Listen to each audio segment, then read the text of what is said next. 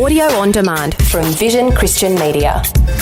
When you apply the same test to the Bible that you apply to Homer's Iliad or any other great work of antiquity, the Bible stands on a plateau all by itself. In other words, if you can't trust the Bible to accurately reflect history, then you can't trust any book that's ever been written in antiquity.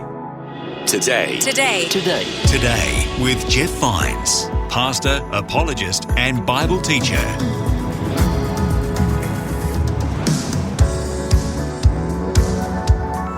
Welcome to another message from Pastor Jeff on Today with Jeff Vines. In this episode, Pastor Jeff is setting up the new series, Dirt Road Discipleship. He says the series is a journey into the heart of authentic faith. Today he's starting in John chapter 18, verse 37. And he's asking the question, what is truth? If you miss any episodes, you can find all messages in this series wherever you listen to podcasts. Let's begin the message now with Pastor Jeff. In John chapter 18, verse 36, Jesus is before Pilate, and Pilate is questioning whether or not Jesus is claiming to be a king. And Jesus finally responds by saying, "My kingdom is not of this world. If it were, my servants would fight to prevent my arrest by the Jewish leaders, but now my kingdom is from another place." "You are a king then," said Pilate. Jesus answered, "You say that I'm a king. In fact, the reason I was born and came into the world is to testify to the truth. Everyone on the side of truth listens to me." "What is truth?" retorted Pilate. With this, he went out again to the Jews, gathered there, and said, "I find no basis for a charge against him." When you're young and you're preaching, you don't mean it to be, but it's all about you. You want to know how you did. It's just natural. It doesn't mean you're selfish or a narcissist. It just means you're young and you're trying to find your way in the world, and you're nervous. In middle age, you settle down a little bit, you study, you read, and then one day the beauty of age hits you. You get old, and then you could care less about how you did.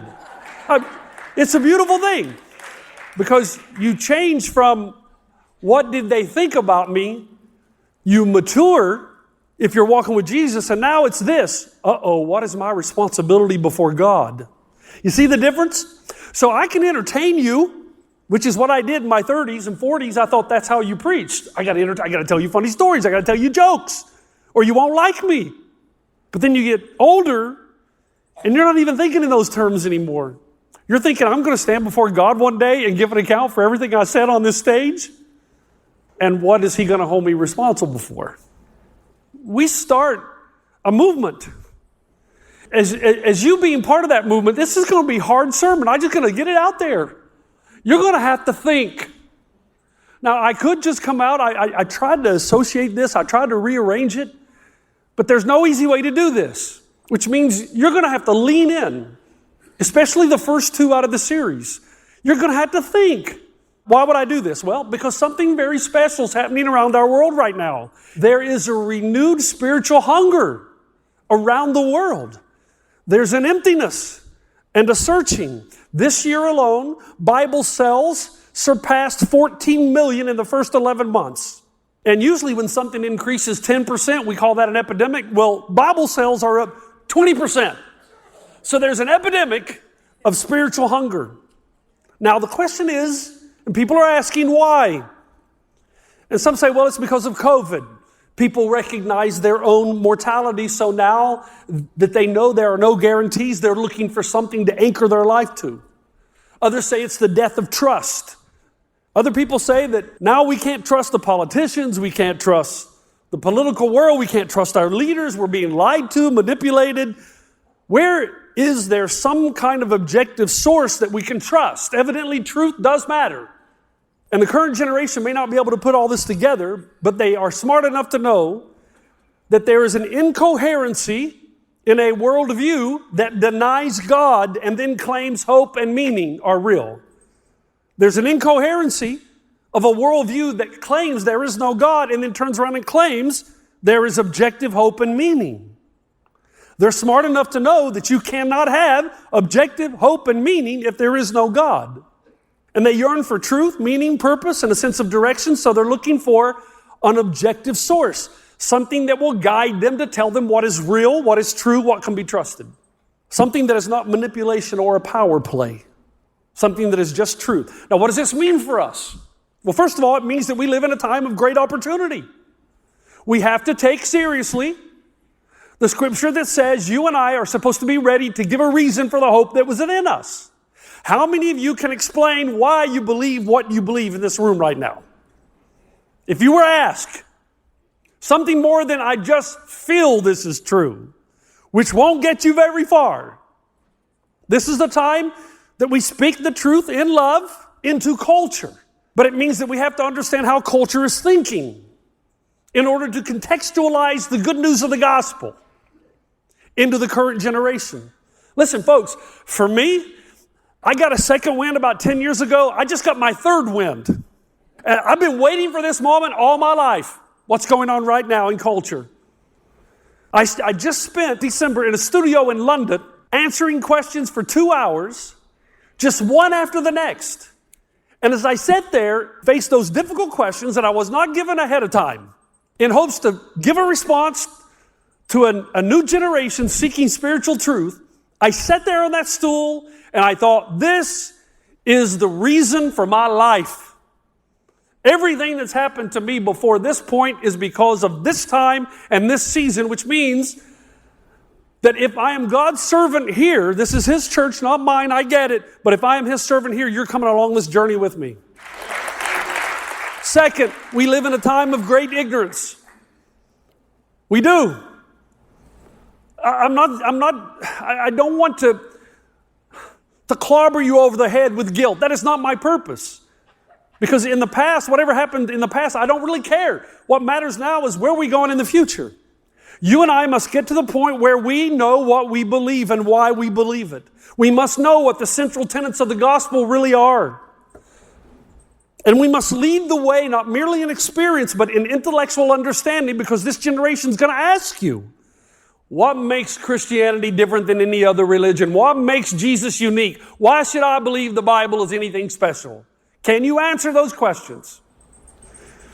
Third, we live in a time of the counterfeit gospel. Here's the problem. The human tendency is to travel the road least resistant. So there will be many who begin to read the Bible, but without understanding, they will gravitate toward that which makes you feel good. It's just human nature. And the most popular form of Christianity in America, our unfortunate export, is that this good news of the gospel grants you everything and requires nothing from you. But that's not the gospel. So as we have this massive return to spirituality and a massive move back toward the Bible, there must be a concerted effort to what we call discipleship. What is discipleship? It's telling the truth about Jesus to everyone. It's what Jesus told the church to do during His ascension. In Matthew 28, Jesus came to them and said, all authority in heaven and on earth has been given to me. Therefore go and make disciples of all nations, baptizing them in the name of the Father, the Son, and the Holy Spirit, and teaching them to obey everything I've commanded you. And surely I am with you always to the very end of the age. So our job is to teach the world everything Christ has commanded us. The question is, do you know what it is that Christ has commanded you? We'll say, well, Pastor Jeff, I would, but you haven't done a very good job of telling me. That's why we're doing the series. I take full responsibility. If you don't know it, you haven't heard it here. So lean in for these next 8 weeks. Because in these next, you've got it. Listen, if I would have given anything had my pastor preached a sermon like this when I was young. We don't preach sermons like this because they don't feel that good. And when you come to church, you want to have a spiritual high, and I'm all for that, and I want you to. But this is a season where you're going to have to engage your intellect just for a while. Here's what you're going to learn. When you engage your intellect and you really start to learn the truth, then it does impact the heart and the emotions for a longer period of time. A movement begins today And it all begins with a simple concept. Dirt road discipleship, step one, is the whole idea of truth. Because you and I find ourselves in a culture that does not believe in objective truth, that truth is relative, that everyone has to discover their own truth, and then without any kind of outside interference, you just live your truth and I'll live my truth. Now, if that is your definition of truth, you will not be able to follow Jesus.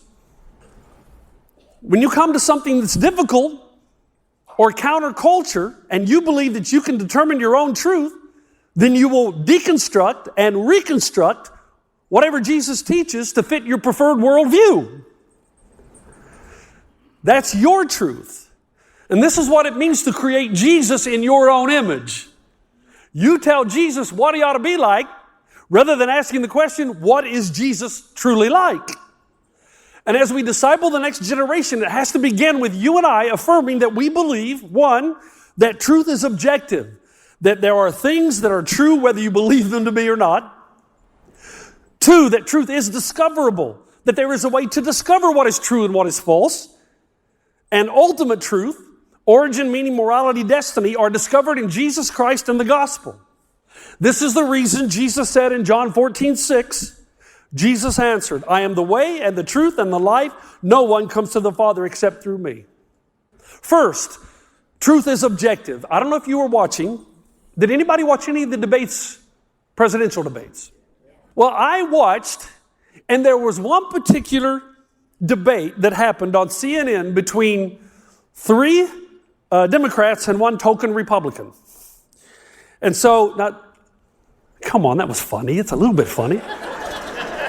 So, in the debate, the token Republican said, well, I can't go with Kamala Harris because she keeps talking about my truth and your truth and their truth. And as soon as I heard her say that, I could not follow her because there's no such thing as your truth and my truth. There's only the truth.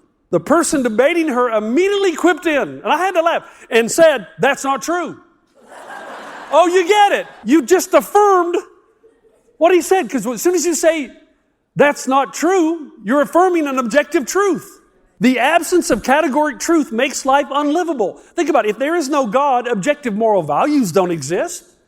If you can live by, listen now, if you can live by your truth and I can live by my truth, who are you to tell the Hutus that they did the wrong thing when they slaughtered 1 million Tutsis?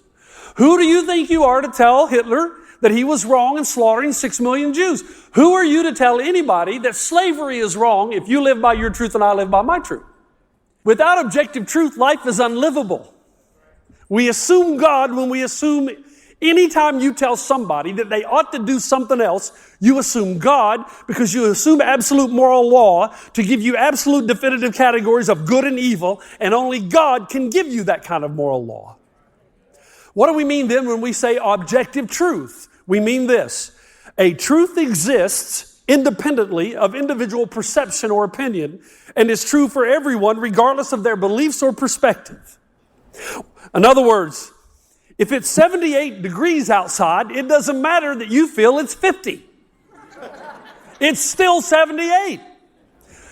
It doesn't matter if you feel the earth is flat. The earth is round, no matter what you feel. Sometimes I'll be playing golf with my buddy Rick Reed, and I'll say to Rick, that felt like a birdie. And he'll remind me, it might have felt like a birdie, but it's a par. I'm going to write 4 down on the scorecard. Imagine a pilot who says, I know these are laws, there are laws of aerodynamics, but I just think a plane should be able to fly without wings. You going to get on the plane? We call that insanity. What one thinks or feels does not correspond to reality. So for some reason, many people will admit that objective reality exists, but as soon as they begin discussing the topic of God, faith, religion, and especially Christianity, suddenly objective truth goes out the window. Why? Because of 2 misconceptions. You with me? Come on. Number 1, the misconception that religion is totally based on feeling and is no way related to anything factual. Faith, the way they defined it, is blind belief.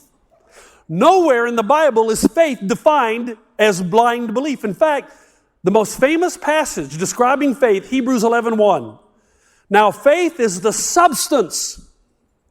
There's something real of things hoped for, the evidence of things not seen. Not enough sermons are preached on Hebrews 11:1, but basically what the writer's telling us, based on the substance of thing I know to be true, I can trust things in the future for what I am not presently certain. Based on the substance of what I see here, the fact of what I see here, I can trust things for which I do not have certainty. Second, if objective truth does exist, we're told, concerning God and His Son, Jesus Christ, this culture, this generation will tell us that such truth is unknowable because God is not knowable. So they will say, okay, Pastor Jeff, objective truth exists, but you'll never know it. You'll never know what it really is. All right, here lies the rub. When you begin to open the Bible, you do so, this next generation does so, to discover truth. They're looking for something to anchor their lives. Something that will give them certainty regarding origin, meaning, morality, destiny, and hope. And that's exactly what the Bible does.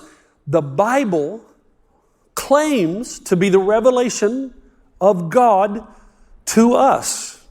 Romans 1, Paul says, the wrath of God is being revealed from heaven against all the godlessness and wickedness of people who suppress the truth by their wickedness, since what may be known about God is plain to them, because God has made it plain to them.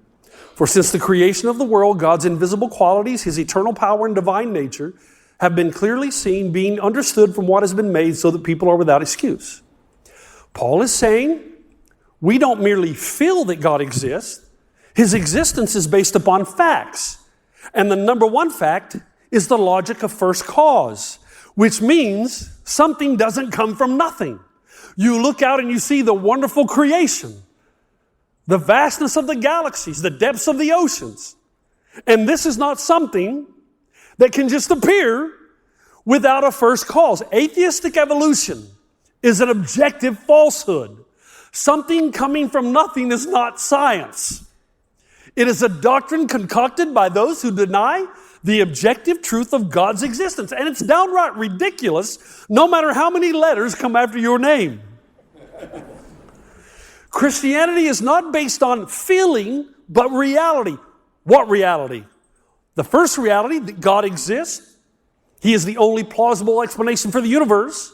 And the second reality, that He has chosen to reveal Himself in creation, general revelation, the invisible qualities, His eternal power, and then particular to the Christian faith, God has chosen to reveal Himself in the person of Jesus Christ. We call that special revelation, validated by the resurrection of Jesus Christ.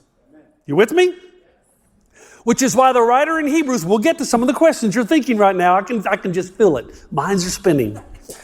In Hebrews chapter 1, in the past, God spoke to our ancestors through the prophets at many times and in various ways. But in these last days, He has spoken to us by His Son, whom He appointed heir of all things, and through whom also He made the universe. So, what we're being told is that the way God has chosen to reveal Himself is not only through creation, general revelation, but through special revelation. Emmanuel, God with us, His Son Christ coming to planet Earth, and to validate, to affirm that this is the Son of God, He did something nobody else did. He rose from the dead. Now, according to the Christian faith, the resurrection of Jesus Christ is an historical reality. It happened in real time and space. It is not metaphorical. It is actual. And the belief is, since the resurrection of Jesus Christ is historically true, we can now affirm that God has revealed Himself in the person of Jesus Christ, and that Jesus Christ is truth. You see how valuable this is? Yep. If Jesus Christ did rise from the dead, then He is the Son of God. Therefore, everything He says is true. He is the way. He does not show you the way. He is the way. He is the truth, regardless of what you feel. When your life contradicts His word, you're the one in the wrong. He is the life. Life is found in Him. Now, here's what someone says. The skeptic says, oh, yes, Jeff, I hear, but here's the problem. How can I know that Jesus rose from the dead? And by the way, while we're at it, how can I even trust that the Bible is true? You see? Fair enough. Because everything we know about Jesus primarily comes from the Bible. Now, there are outside resources that corroborate, but not a lot. And everything you know about what Jesus taught and what he did comes from the Bible. So if you can't trust the Bible, game's over. So the question is, now that we agree that objective truth exists, how can we know with a level of certainty the truth about God, Jesus, and the Holy Spirit and our lives? So first of all, what do we mean by truth? Let's go back to this. Truth is understood in terms of reality. So a proposition, now this is the point of the message, right here's the point where I might lose you. So lean in, and then I promise you I'll pick you up again.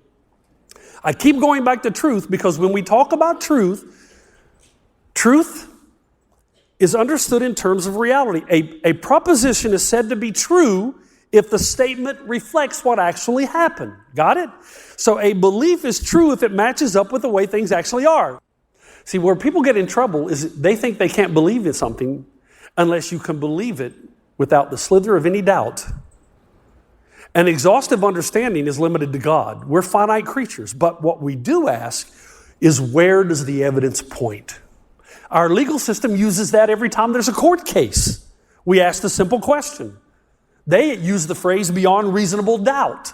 They assume that you're never going to know 100% what actually took place because you weren't there, but through eyewitness accounts and circumstantial evidence, you can make a wise deduction that the evidence seems to point here. When determining the truth or falsehood of someone's guilt or innocence, prosecutors often present oral testimony, eyewitness accounts, and forensics to the jury, challenging each person to pronounce guilt or innocence based on the direction the evidence points. Which means that truth, remember we live in a generation that says, okay, truth may exist objectively, but it's impossible to know it with certainty. Truth is knowable and discoverable through knowledge learned and knowledge given. So when we're determining whether or not something is true, here's what we do. First, stay with me now. There is propositional knowledge. Knowledge that something is factual beyond reasonable doubt because the evidence points in this direction.